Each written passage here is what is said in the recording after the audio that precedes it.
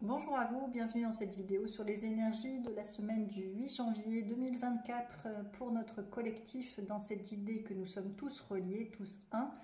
Je suis Nathalie Foubert, thérapeute spirituelle, énergéticienne et médium sur Béziers. Je consulte en présentiel ou à distance par téléphone. Allez, je me connecte aux énergies de cette semaine pour notre collectif.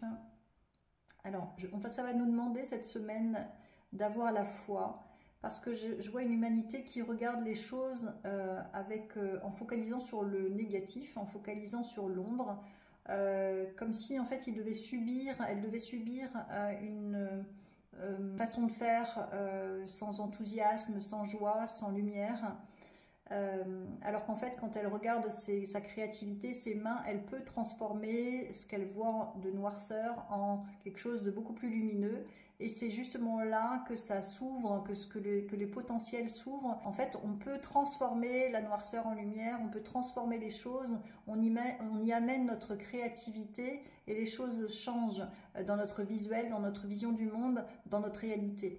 Donc ça nous demande effectivement de voir autrement les choses que comme on nous le présente, avec la foi, avec toujours la main sur le cœur, et puis de faire ce qui nous rend heureux pour transformer notre réalité en quelque chose de beaucoup plus lumineux.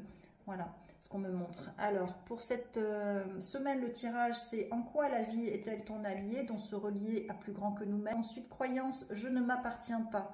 Voilà, c'est-à-dire que je suis au service de mon employeur, je suis au service du système, au service d'un patron et de mon mental aussi. Hein. Je ne m'appartiens pas, c'est-à-dire que je ne suis pas là pour me rendre heureuse et je subis en fait ce qu'on m'impose. Je subis une vision qu'on m'impose avec justement ce qu'on peut regarder dans les journaux télévisés. Je subis une vision du monde dans la noirceur alors qu'on est des créateurs et qu'on peut transformer les choses en quelque chose de beaucoup plus lumineux, à condition justement de se référer à plus grand que nous et d'aller focus sur la lumière, sur ce qui va bien, sur la joie. Hein. Donc on voit l'enfant qui regarde la lumière malgré ses blessures. La contemplation, c'est notre ressource pour cette semaine. C'est-à-dire focus sur ce qui va bien, focus sur la lumière, demander du soutien des guides et qu'on est tous en chemin de notre élévation, de reconnaître notre grandeur et notre puissance. Mais pour ça, il nous faut demander aussi, nous autoriser à transformer en fait